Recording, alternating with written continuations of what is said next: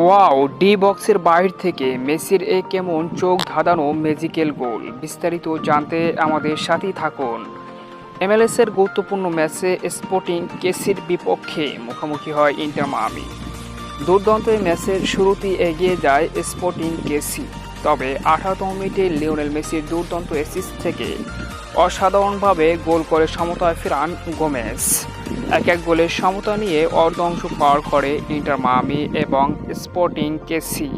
তবে দ্বিতীয় অর্ধের 51তম মিনিটে ডি বক্সের বাহির থেকে চোখ ধাঁধানো ম্যাজিক্যাল গোলে জালের দেখা পায় লিওনেল মেসি এবং ইন্টার মায়ামি এগিয়ে যায় 2-1 গোলের ব্যবধানে। তবে 58তম মিনিটে আবারও সমতায় ফেরে স্পোর্টিং কেসি।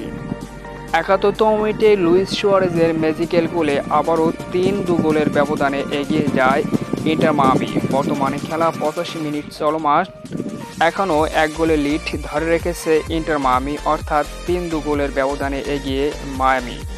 শেষ পর্যন্ত দেখা যাক মায়ামির জয় নিশ্চিত করতে পারে কিনা। তবে লিওনেল মেসির গোলটি ছিল এক কথায় অবিশ্বাস্য, চোখ ধাঁধানো।